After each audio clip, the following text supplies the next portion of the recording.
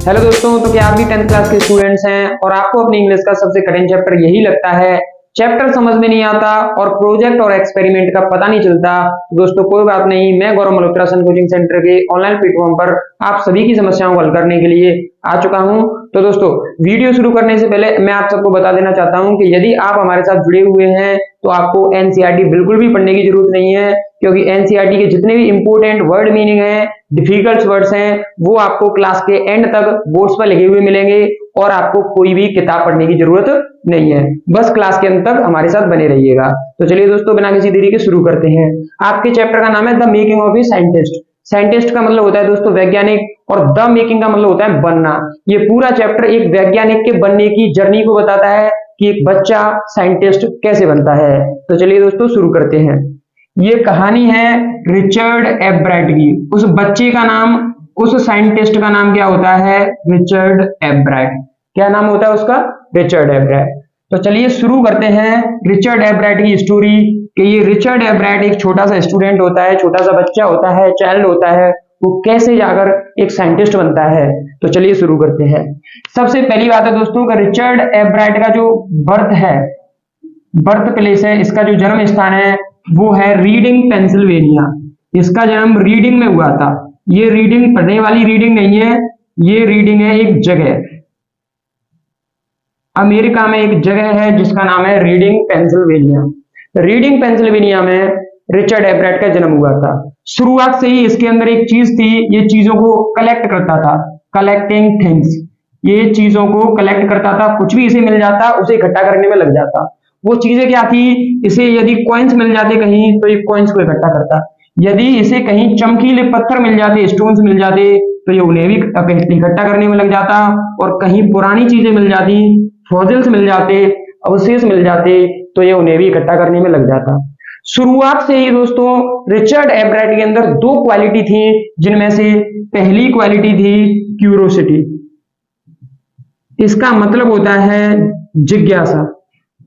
बचपन से ही इसके अंदर एक क्वालिटी थी, वो थी जिज्ञासा। ये प्रत्येक चीज के बारे में जानना चाहता था। और दूसरी चीज थी डिटर्मिनेशन। दूसरी चीज थी डिटर्मिनेशन। इसका मतलब होता है दृढ़ संकल्प। कहने का मतलब यदि ये किसी काम को करने के लिए ठान लेता तो उसे जरूर कर रहता। ये दोनों क्वालिटी बचपन से ही रिचर्ड एब्राइट के अंदर थी। अब चलिए शुरू करते हैं हम आगे की स्टोरी। रिचर्ड एब्राइट जब यूकेजी एलकेजी में था, यूकेजी और एलकेजी ये क्लासेस होती हैं, जब यह यूकेजी और एलकेजी में था, शुरुआत से ही स्कूल में जब यूकेजी और एलकेजी में था, तभी से दोस्तों इसने बटरफ्लाइज को कलेक्ट करना शुरू कर दिया था। शुरू से ही बिगिन, बिगिन का मतलब शुरू करना, टू कलेक्ट इकट्ठा करना। किसे इकट्ठा करना? बटरफ्लाइज। ये दोस्तों बटरफ्लाइज को इसने इकट्ठा करना शुरू कर दिया था। कब से? जब ये एलकेजी और यूकेजी क्लास में होता है। ठीक है। और दोस्तों मजे की बात तो ये है कि ये बचपन से ही बटरफ्लाइज को इकट्ठा, देखो मैंने बताया ये चीजों को इकट्ठा तो पहले भी करता था, लेकिन जब ये एलकेजी और यूकेजी में पहुंचा, छोटी सी क्लास होती है, स्कूल की पहली सीढ़ी होती है, उस क्लास में पहुंचा तो ये बटरफ्लाइज को इकट्ठा करना शुरू कर देता है। मजे की बात तो तब होती है जब ये सेकंड ग्रेड में पहुंचता है। सेकंड ग्रेड का मतलब सेकंड क्लास। जब यह दूसरी कक्षा में पहुंचता है दोस्तों, कौन सी क्लास में? दूसरी कक्षा में। दूसरी कक्षा में पहुंचता है दोस्तों तो कितनी बड़ी बात है, ये 25 प्रकार की बटरफ्लाई को इकट्ठा कर लेता है। कितने प्रकार की? 25 प्रकार की। तो 25 स्पीसीज, स्पीसीज का मतलब प्रजाति ऑफ बटरफ्लाइज।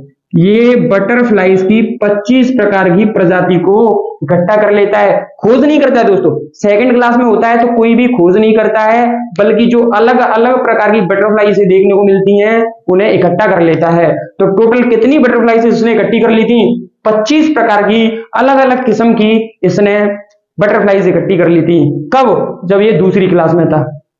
आगे दूसरी क्लास के बाद में ये पहुंचता है थर्ड क्लास में।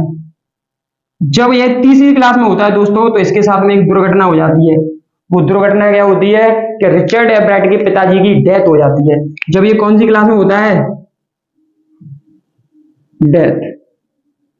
जब ये तीसरी क्लास में होता है दोस्तों तो रिचर्ड एब्राइट के जो डैड होते हैं उनकी डेथ हो जाती है। वो दुनिया में नहीं रहते हैं।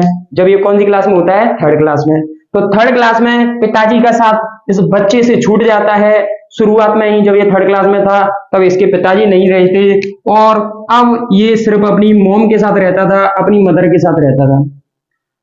हमारी माताजी की तरह इसकी माताजी भी रिचर्ड से बहुत प्यार करती थी और रिचर्ड की सक्सेस में इन्होंने ही महत्वपूर्ण भूमिका निभाई।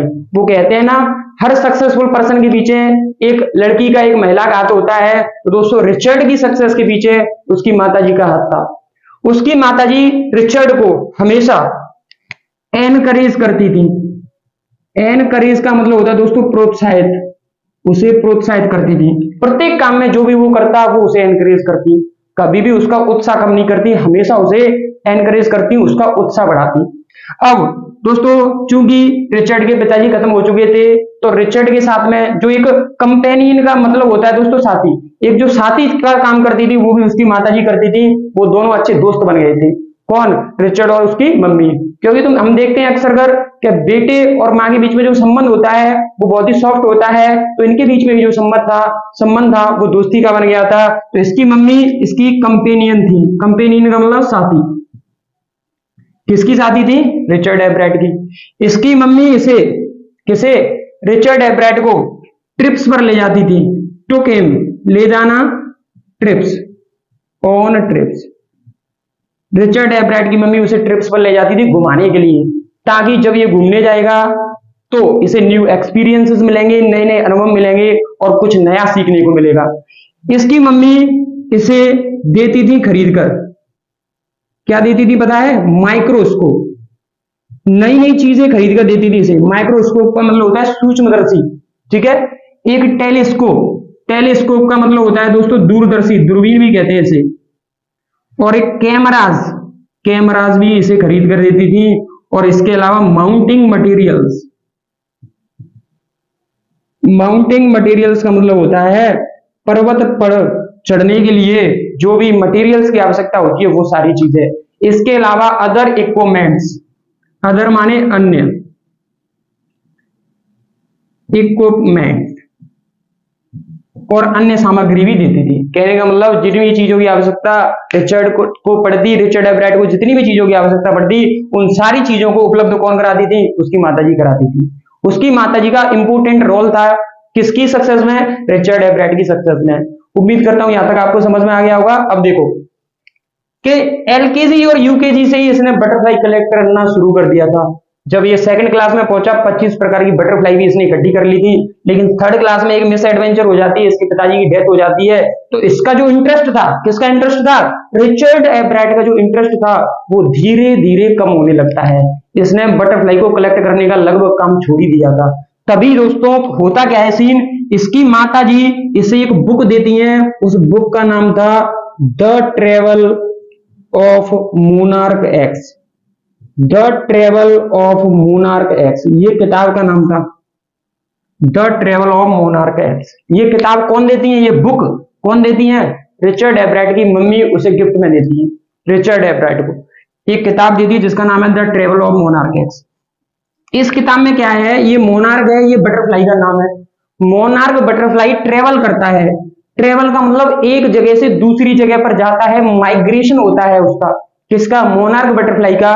तो माइग्रेशन कैसे होता है इस चीज के बारे में विस्तार से डिस्क्राइब किया गया था। किसमें? इस बुक में the travel of monarch x. अब इसमें दोस्तों जो मोनार्क बटरफ्लाई था, जब वो सेकंड क्लास में था उसने 25 प्रकार के बटरफ्लाई इकट्ठा किए थे। उनमें से एक बटरफ्लाई मोनार्क बटरफ्लाई भी था। तो उसे मोनार्क बटरफ्लाई पर अध्ययन करने के लिए, स्टडी करने के लिए उसके अंदर जिज्ञासा उत्पन्न हुई और उसने स्टडी करना शुरू कर दिया इस किताब को। ये किताब उसके जीवन में इतनी इंपॉर्टेंट थी कि इस किताब ने उसके लिए विज्ञान की दुनिया खोल दी।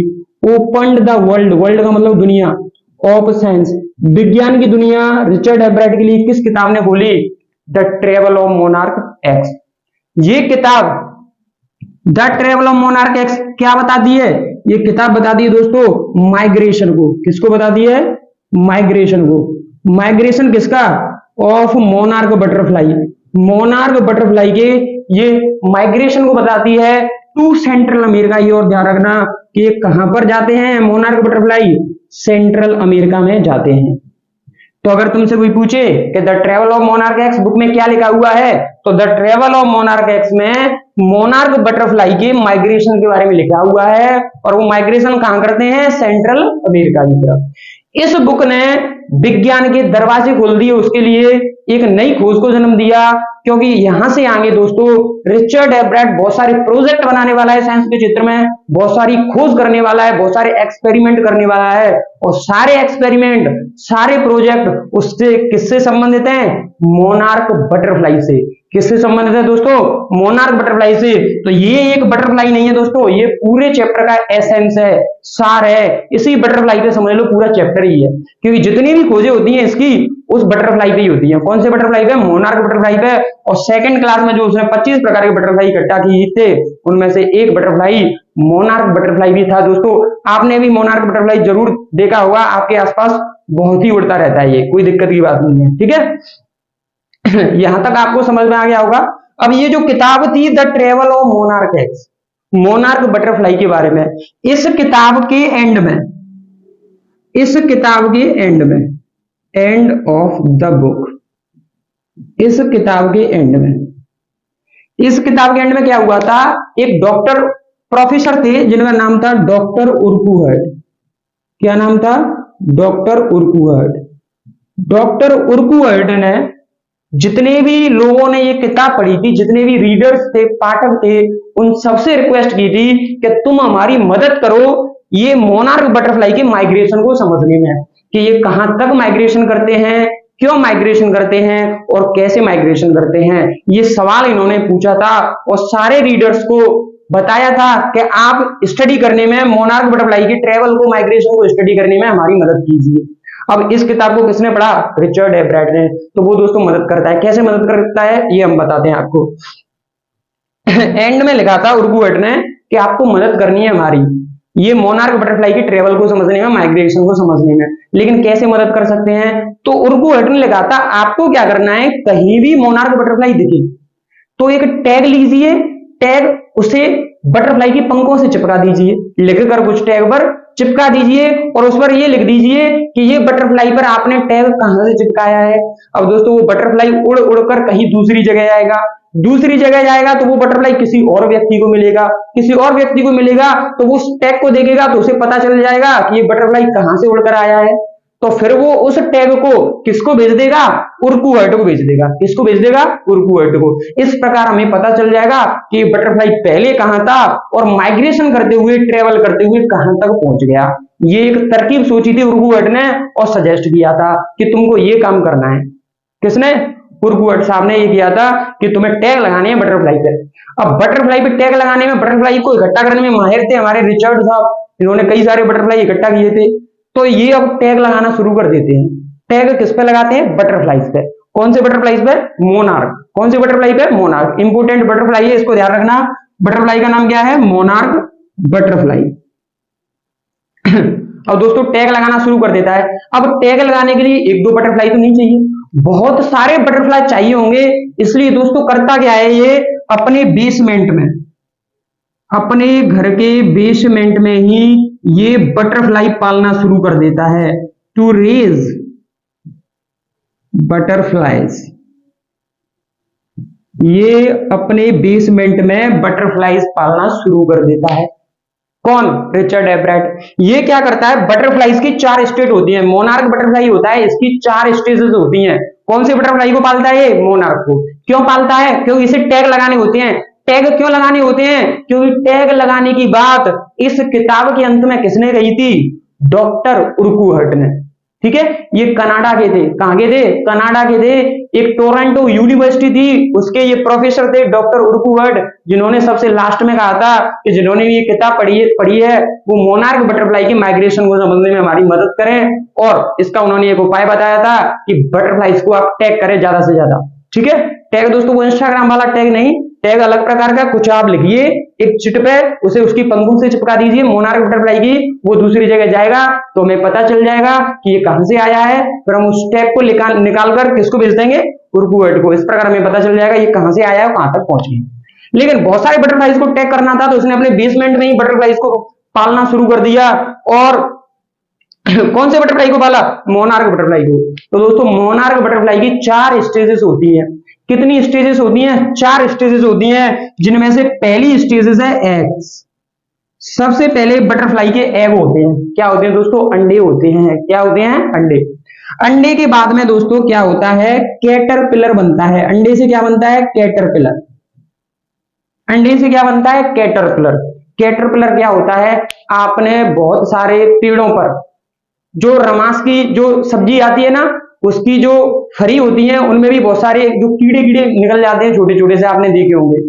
मटर आपने खाई होगी, मटर में भीतर कीड़े निकल आते हैं, वो आपने देखे होंगे। इस टाइप के हमारे जो दैनिक जीवन में बहुत सारी पत्तियों पर छोटे छोटे कीड़े होते हैं, छोटे छोटे कीड़े होते हैं, जिन्हें दोस्तों हम तो अपनी आम भाषा में गिराड़ कहते हैं। क्या कहते हैं? गिराड़।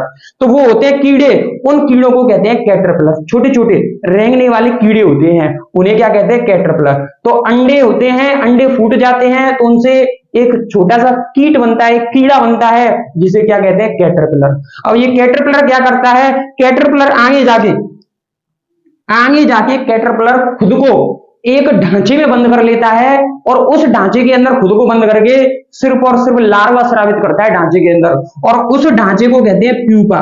क्या कहते हैं दोस्तों? प्यूपा। कुछ ऐसे टाइप का होता है प्यूपा, ठीक है। ये प्यूपा कुछ ऐसे टाइप का होता है, इसमें स्पॉट होते हैं। क्या होते हैं? स्पॉट। ऐसे ढांचे में खुद को बंद कर लेता है कौन? ये कीट, ये कीड़ा खुद को बंद कर लेता है, और इसको क्या कहते हैं? प्यूपा। जब प्यूपा क्या करता है दोस्तों? ये स्पॉट होते हैं, ये इसके डेवलपमेंट में सहायक होते हैं, इन सारी चीजों पर डिस्कशन करेंगे। ये प्यूपा में ये कीट बहुत दिनों तक रहता है, और जब परिपक्व अवस्था में आ जाता है, तो इससे दोस्तों एक अडल्ट बटरफ्लाई बन जाता है, एक वयस्क बटरफ्लाई बन जाता है, और वो उड़ने लग जाता है। तो आपको पता चला, ये जो उड़ने वाले बटरफ्लाईज होते हैं, वो पहले से ही नहीं उड़ते। पहले वो एक कीट होते हैं छोटे से, उसके बाद में वो उड़ना शुरू करते हैं। उम्मीद है आपको ये समझ में आ गया होगा। यदि आप इसका स्क्रीनशॉट लेना चाहते हैं, तो प्रत्येक चीज का स्क्रीनशॉट ले सकते हैं दोस्तों।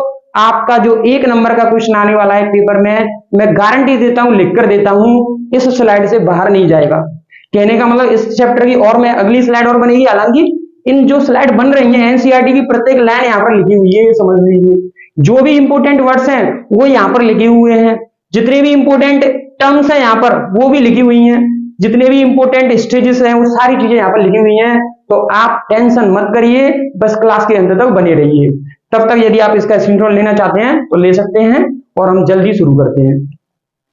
चलिए दोस्तों आगे देखते हैं। तो 4 स्टेजेस होती हैं बटरफ्लाईज की: eggs, caterpillar, pupa and then adult butterfly. ठीक है दोस्तों, अब इसने बटरफ्लाईज को अपने बेसमेंट में ही पालना शुरू कर दिया, लेकिन धीरे धीरे इसने बहुत सारे बटरफ्लाईज को पाला, टैग किया, लेकिन धीरे धीरे इसका इंटरेस्ट कम होने लगा, ये काम उसे उबाऊ लगने लगा। क्योंकि इसने टैग तो बहुत सारे बटरफ्लाईज को किया था, लेकिन इसे रिजल्ट बहुत ही कम मिला। जितने बटरफ्लाईज इसने टैग किए, उनमें से सिर्फ 2-3 बटरफ्लाईज ही इसे आसपास के एरिया में मिले, और कोई भी बटरफ्लाईज इसे देखने को नहीं मिला।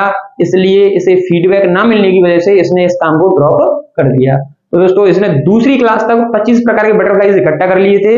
अब धीरे धीरे इसका इंटरेस्ट, इसने टैगिंग करना शुरू की, वो कम होने लगा। अब आगे चल के 7th ग्रेड में पहुंच जाता है, 7th क्लास में पहुंच जाता है, 7th ग्रेड में पहुंच जाता है। अब 7th ग्रेड में एक इंसिडेंट होती है, वो क्या है इसे ध्यान से समझिएगा। 7th ग्रेड में ये साइंस फेयर में भाग लेता है, साइंस फेयर। और ये साइंस फेयर छोटा नहीं होता है, बहुत ही बड़ा होता है विज्ञान मेला। ये एक विज्ञान मेले में भाग लेता है। कौन? रिचर्ड एब्राइट। हम किसकी बात कर रहे हैं? रिचर्ड एब्राइट की। और उस विज्ञान मेले में होता क्या है दोस्तों? ये हार जाता है। कौन हार जाता है? रिचर्ड एब्राइट। अब हारता क्यों है? क्योंकि इसने रियल एक्सपेरिमेंट नहीं किए थे। रियल एक्सपेरिमेंट्स का मतलब होता है वास्तव में इसने प्रयोग नहीं किए थे। सिर्फ इसका जो प्रोजेक्ट था वो फ्रॉग टिश्यू का था। किसका प्रोजेक्ट था? Frog tissue. इसका मतलब इसने मेढक की ऊतक को सिर्फ माइक्रोस्कोप में दिखा दिया था। एक किताबी टॉपिक को प्रोजेक्ट बनाकर इसने पेश किया था साइंस फेयर में, इसलिए इसे कोई भी प्राइज नहीं मिली, क्योंकि इसने रियल में एक्सपेरिमेंट नहीं किए थे। किसने रियल में एक्सपेरिमेंट नहीं किए थे? रिचर्ड एब्राइट ने। तो तब उसे एक बात समझ में आ जाती है कि यदि साइंस फेयर में इनाम जीतनी है तो उसे रियल में क्या करने पड़ेंगे दोस्तों, एक्सपेरिमेंट करने पड़ेंगे। यदि हम कोई किताबी प्रोजेक्ट बनाकर ले जाएंगे तो उससे काम नहीं चलने वाला है, हमें एक्सपेरिमेंट रियल में करने पड़ेंगे। तो 7th क्लास में वो हार जाता है, फिर वो डिटरमाइन करता है, मैंने शुरुआत में बताया था इसके अंदर डिटर्मिनेशन था, जो ठान लेता था वो करके रहता था। तो ये डिटरमाइन करता है कि अब आगे जब साइंस फेयर लगेगा मुझे उसमें फर्स्ट स्थान लेकर आना है। कौन सा प्लेस लेकर आना है, फर्स्ट प्लेस लेकर आना है। और ये पूरी मेहनत करता है। इसने बटरफ्लाइज के क्षेत्र में बहुत काम किया था, monarch the travel of monarch x के क्षेत्र में इसने बहुत काम किया था। तो डॉक्टर उर्कुहट से इसके अच्छे संपर्क हो जाते हैं। तो ये सलाह के लिए, एडवाइस के लिए डॉक्टर उर्कुहट को लेटर लिखता है और उनसे बहुत सारी एडवाइस लेता है कि मुझे किस चीज पर खोज करनी चाहिए। तो दोस्तों उर्कुहट साहब इससे कहते हैं कि तुम्हारा सबसे ज्यादा इंटरेस्ट और सबसे ज्यादा जानकारी तुम्हें इंसेक्ट के बारे में है। इंसेक्ट का मतलब कीट के बारे में है, और वो कीट कौन सा है, मोनार्क बटरफ्लाई। कौन सा कीट है, मोनार्क बटरफ्लाई। तो उन्होंने इसे सजेस्ट किया कि तुम मोनार्क बटरफ्लाई के बारे में ज्यादा से ज्यादा खोज करो। तो होता क्या है, जब ये 8th ग्रेड में पहुंच जाता है, 8th ग्रेड या क्लास, कौन सी क्लास में पहुंच जाता है, 8th क्लास में। 7th क्लास में तो हार जाता है, लेकिन जब ये 8th क्लास में पहुंचता है, 8th क्लास में ये कोशिश करता है टू फाइंड आउट, पता लगाने की, ये पता लगाने की कोशिश करता है। क्या पता लगाने की, reason of a viral disease. क्या दोस्तों उस समय एक बीमारी बहुत ज्यादा वायरल थी। बीमारी वायरल होने का मतलब एक बीमारी बहुत ही ज्यादा फैल रही थी। और बीमारी किसमें फैल रही थी, मोनार्क कैटरपिलर में। किसमें, मोनार्क कैटरपिलर। जो मैंने समझाया थोड़ी देर पहले, ये छोटा सा कीट होता है, कीड़ा होता है कैटरपिलर, ठीक है। कैटरपिलर आगे प्यूपा में बदलता है, प्यूपा बटरफ्लाई में बदल जाता है। तो इसने क्या किया कि जो कैटरपिलर होता है, कैटरपिलर में एक बीमारी चल रही थी, पता नहीं कैसे बहुत सारे कैटरपिलर मर रहे थे। तो ये इसका रीजन जानने की कोशिश करता है। पहली बात तो यहाँ ये कोशिश करता है, ठीक है। आगे चल के वो पता लगाता है कि इनमें सबसे इंपॉर्टेंट बात है, ये बीटल्स होते हैं, बीटल्स इनको खा जाते हैं, इसलिए जो कैटरपिलर हैं ये कम होते जा रहे हैं। और इसने एक्सपेरिमेंट कैसे किए, जिस बेसमेंट में ये बटरफ्लाइज को पालता था, मोनार्क, प्यूपा वगैरह इन सारी चीजों को पालता था, ये कैटरपिलर को भी पालता था, तो बीटल्स भी इसने वहां पर पाले। और उसकी उपस्थिति में देखा कि कैटरपिलर को कौन खा जा रहे हैं, बीटल्स खा जा रहे हैं, ठीक है। तो ये इसने कोशिश की, सबसे पहली बात। आगे चल के इसने प्रूव किया, इसने क्या प्रूव किया, प्रूफ।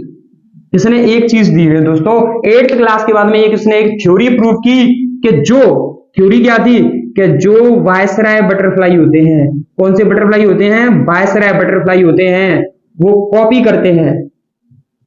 करते हैं किसे, मोनार्क बटरफ्लाई को।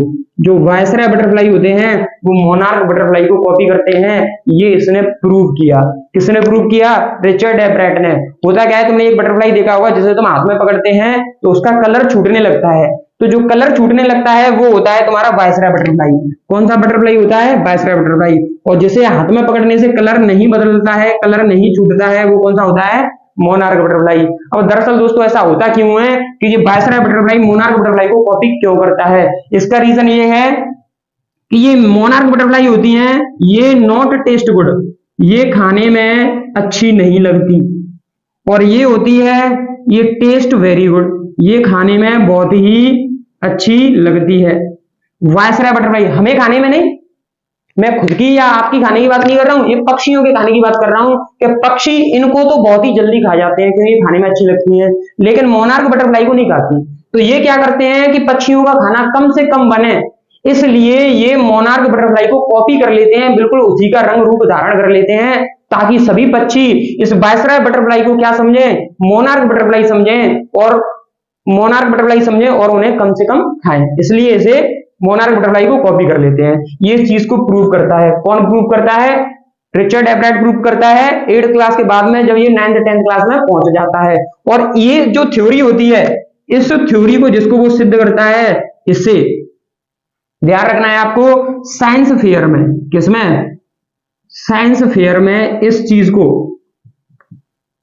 साइंस फेयर में ये जो खोज थी, ये जो एक्सपेरिमेंट था जो उसने प्रूव किया था, साइंस फेयर में इसे फर्स्ट प्लेस मिलता है, पहला स्थान। लेकिन वो जूलॉजी के क्षेत्र में, किसमें, जूलॉजी में। और 3rd प्लेस और तीसरा स्थान मिलता है इसे साइंस फेयर में। अब इसे साइंस फेयर में इनाम तो मिल गई थी, ठीक है दोस्तों। साइंस फेयर में इसे तीसरा स्थान मिला था और जूलॉजी के क्षेत्र में इसे फर्स्ट स्थान मिला था। जूलॉजी का मतलब जंतु विज्ञान, ठीक है, कि इसने जंतुओं पे खोज की थी। इस खोज के बाद में कि वायसराय बटरफ्लाई मोनार्क बटरफ्लाई तक को कॉपी करते हैं जब ये हाई स्कूल में आ जाता है। हाई स्कूल का मतलब दोस्तों लगभग 10th क्लास। जब ये हाई स्कूल में आ जाता है तो ये क्या करता है, ये रीजन फाइंड आउट करता है। ये क्या करता है, रीजन फाइंड आउट करता है। रीजन फाइंड आउट करता है किस चीज का, कि जो मोनार्क प्यूपा होता है, मोनार्क प्यूपा होता है, प्यूपा जो मैंने आपको बताया था थोड़ी देर पहले। प्यूपा क्या होता है, एक ऐसी संरचना जिसमें जो कैटरपिलर है वो खुद को बंद कर लेता है और इस पे स्पॉट होते हैं। क्या होते हैं, स्पॉट। जो मोनार्क प्यूपा होता है इस पे 12 छोटे छोटे स्पॉट होते हैं, 12 टिनी छोटे छोटे गोल्ड स्पॉट होते हैं। इस पे क्या होते हैं, गोल्ड स्पॉट। वो इसका रीजन पता करता है, क्वेश्चन मार्क लगा दिया। इसका मतलब ये खोज करता है कि जो मोनार्क प्यूपा पे 12 टिनी गोल्ड स्पॉट होते हैं वो क्यों होते हैं। तो ज्यादातर लोग कहते थे वो होते हैं सिर्फ शोभा बढ़ाने के लिए। किस लिए होते हैं, शोभा बढ़ाने के लिए। लेकिन डॉक्टर उर्कू हटते वो इस बात को नहीं मानते थे, इसलिए उन्होंने रिची से कहा कि तू इस चीज को पता लगा कि ये 12 गोल्ड स्पॉट होते हैं वो क्यों होते हैं। तो रिचर्ड एब्रेट ने पता किया कि जो 12 टिनी स्पॉट्स होते हैं, छोटे छोटे गोल्ड स्पॉट होते हैं, किसके ऊपर, प्यूपा के ऊपर। किसके ऊपर, प्यूपा के ऊपर जो छोटे छोटे स्पॉट होते हैं जिनमें कैटरपिलर बंद रहता है। कौन बंद रहता है, कैटरपिलर। इन स्पॉट से, इन गोल्ड स्पॉट से ये होता क्या है, ये हार्मोन निकालते हैं। ये गोल्ड स्पॉट क्या निकालते हैं, हार्मोन। जैसे दोस्तों हमारी बॉडी में बहुत सारे हार्मोन निकलते हैं जो हमारी बॉडी की डेवलपमेंट और ग्रोथ में सहायक होते हैं। वृद्धि और विकास, शरीर के वृद्धि और विकास में क्या कौन सहायक होते हैं, हार्मोन। ऐसे ही बटरफ्लाई के फुल डेवलपमेंट के लिए, बटरफ्लाई के पूर्ण विकास के लिए, जब प्यूपा से फुल बटरफ्लाई बनता है तो उसके पूर्ण विकास में हार्मोन सहायक होते हैं। और वो हार्मोन किससे निकलते हैं, इन स्पॉट से। किससे निकलते हैं, इन 12 टिनी छोटे छोटे गोल्ड स्पॉट से वो हार्मोन निकलता है। और उस हार्मोन किस चीज में सहायक होता है, किस चीज में सहायक होता है दोस्तों, फुल डेवलपमेंट में। किस चीज में सहायक होता है, पूरे डेवलपमेंट में सहायक होता है, बटरफ्लाई की डेवलपमेंट में। उसी के बाद में तो अडल्ट बटरफ्लाई बनता है। इस खोज भी की उसने।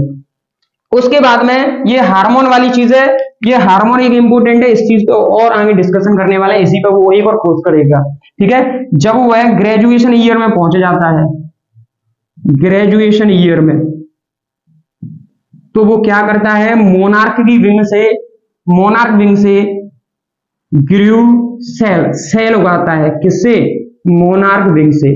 मोनार्क बटरफ्लाई की पंखों से सेल्स के बारे में बताता है और उनसे सेल्स बनाता है। आगे चल के जब वह ग्रेजुएशन ईयर में ही था तो ये जो हार्मोन है वो इस हार्मोन का एक्सरे देखता है। क्या देखता है, एक्सरे। इसका एक्सरे निकलवाता है हार्मोन का। किसका एक्सरे निकलवाता है, हार्मोन का। हार्मोन का एक्सरे निकलवाने के बाद में वो देखता है कि जो हार्मोन था उसके अंदर सेल्स थे। क्या थे उस हार्मोन के अंदर, एक्सरे में देखता है उस हार्मोन के अंदर थे सेल्स। और सेल्स के अंदर था न्यूक्लियर। क्या था, न्यूक्लियर का मतलब होता है नाभिक, और उस नाभिक के अंदर था डीएनए। क्या था दोस्तों, डीएनए, ठीक है। तो ये देखता है हार्मोन का एक्सरे, जो प्यूपा जो गोल्ड स्पॉट हार्मोन देते हैं उनके एक्सरे देखता है, उसमें सेल्स देखता है, उसके न्यूक्लियर में क्या होता है, डीएनए होता है। तो ये सेल वाली चीज होती है ग्रेजुएशन ईयर में ही। ये ग्रेजुएशन ईयर में ही ये खुद रिचर्ड एब्रेट, कौन दोस्तों, ध्यान से देखिए, रिचर्ड एब्रेट प्लस में इसका दोस्त होता है दोस्तों आर वोंग। इसके दोस्त का नाम क्या है, आर वोंग। ये दोनों लोग मिलकर ये इसका दोस्त था, ठीक है, आर वोंग। ये दोनों मिलकर एक थ्योरी देते हैं। क्या देते हैं, थ्योरी, जिसका नाम है हाउ सेल वर्क, कि कोशिका काम कैसे करती है, इस चीज की थ्योरी देते हैं।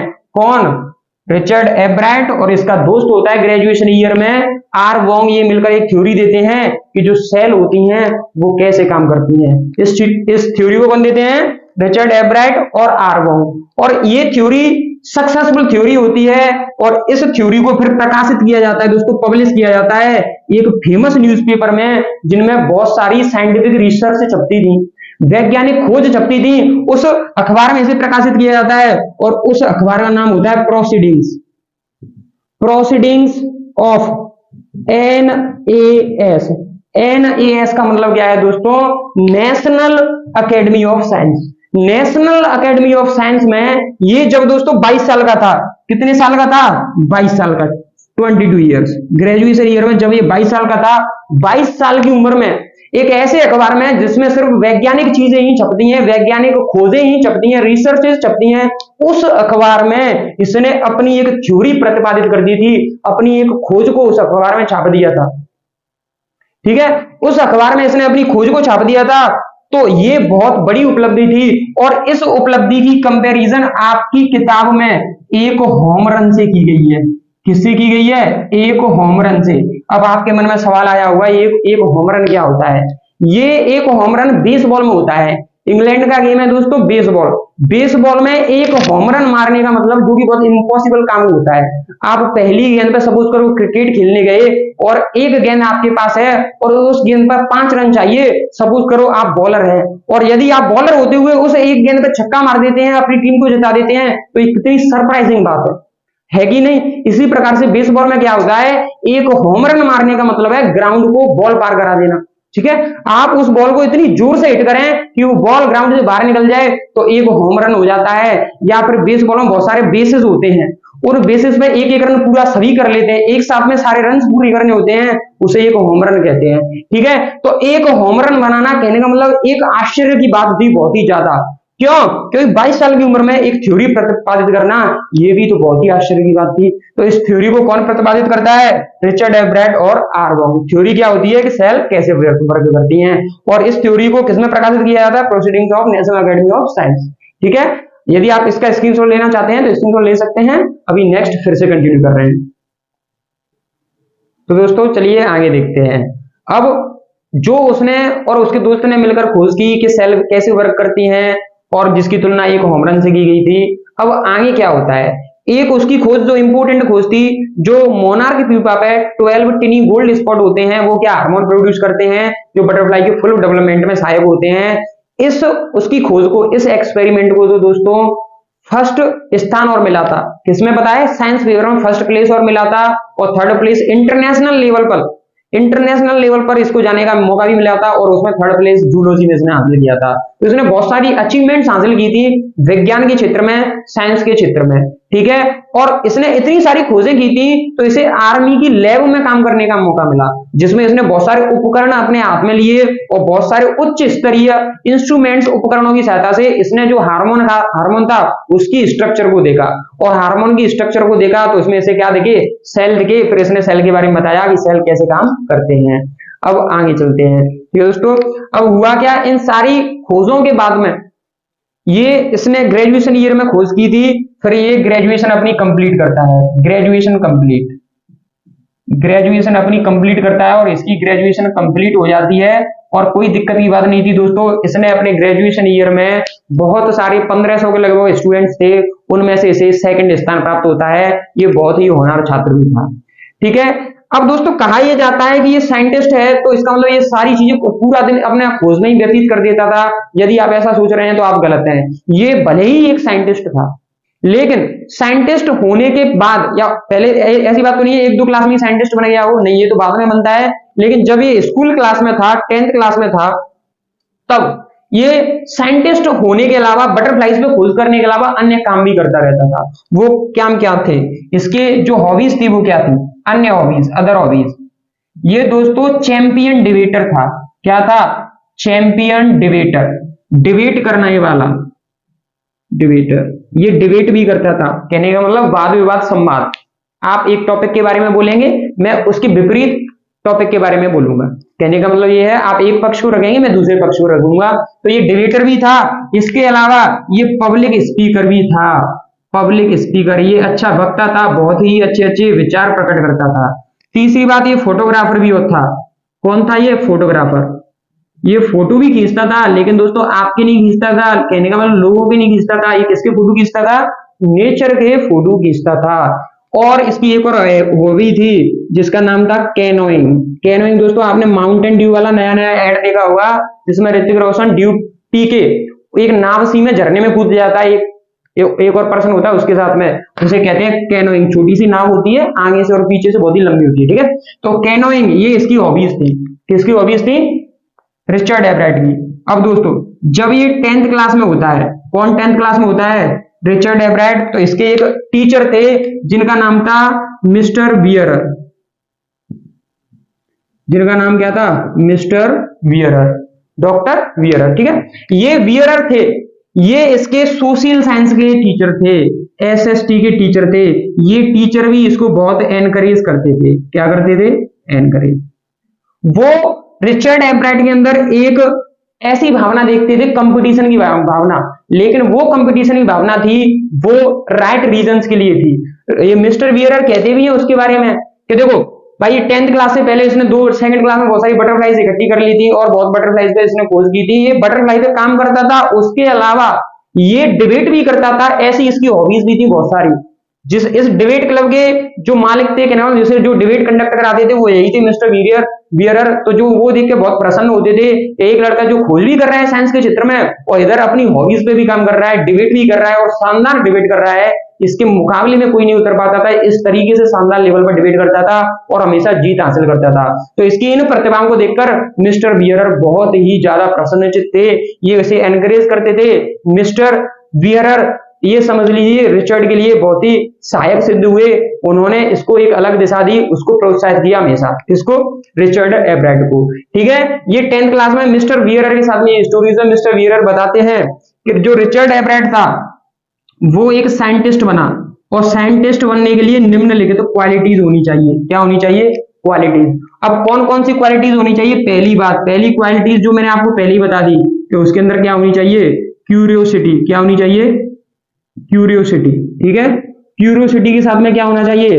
डिटर्मिनेशन भी होना चाहिए। क्या होना चाहिए? डिटर्मिनेशन। दूसरी बात, फर्स्ट रेट माइंड, उसका दिमाग है वो 1 नंबर होना चाहिए। कहने का मतलब उसका दिमाग भी सही होना चाहिए। एंड क्यूरियोसिटी, और उसमें क्यूरियोसिटी भी होनी चाहिए, जो कि हमने पहले ही लिख लिया है। अगला, उसके अंदर विल होनी चाहिए। विल का मतलब होता है दोस्तों इच्छा शक्ति होनी चाहिए उसके अंदर। टू वर्क, काम करने की इच्छा शक्ति होनी चाहिए। इन द राइट वे, सही कारणों के लिए। कहने का मतलब वो काम करे, जो भी काम करे मन से काम करे और सही रीजंस के लिए काम करे। ये सारी क्वालिटीज उसके अंदर होनी चाहिए। एक इच्छा शक्ति होनी चाहिए, एक कंपटीशन की भावना होनी चाहिए उसके अंदर, ताकि वो जो कंपटीशन कर रहा है उसे एक अच्छे कारणों की वजह से करे और आगे सक्सेसफुल हो सके। मिस्टर बियरर ने इसके बारे में लिखा था, क्या लिखा था कि रिचर्ड एब्राइट हमेशा कंपटीशन करता था, इसलिए नहीं कि वो जीतना चाहता था, इसलिए कि वो हमेशा अपना बेस्ट देना चाहता था। तो उसके अंदर एक और क्वालिटी होनी चाहिए, डू इज बेस्ट, कि वो अपना क्या दे? हमेशा बेस्ट दे। प्रत्येक काम जो भी वो करना चाहे उसमें वो बेस्ट दे। तो ये सारी क्वालिटीज एक साइंटिस्ट में होनी चाहिए।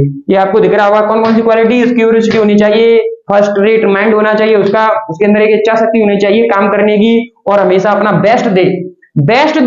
अपना बेस्ट देना चाहिए। देखो रिजल्ट कुछ भी निकले, आप सक्सेस हो, आपको फेलियर मिले, ये कोई मैटर नहीं करता। मैटर ये करता है आप उस काम में अपना बेस्ट दे रहे हैं कि नहीं दे रहे हैं। दोस्तों इस प्रकार से हमने पूरा चैप्टर खत्म किया। उम्मीद है आपको बहुत ही अच्छे तरीके से समझ में आ गया होगा। और इस क्लास में जुड़ने से पहले जो आपके मन में बहुत सारे सवाल थे, आपको ये चैप्टर बहुत ही कठिन लग रहा था, वो चैप्टर आपको अब बहुत ही आसान लग रहा होगा। उम्मीद है आप सब समझ चुके होंगे। यदि आपका कोई डाउट है तो कमेंट जरूर करिएगा। Thank you so much.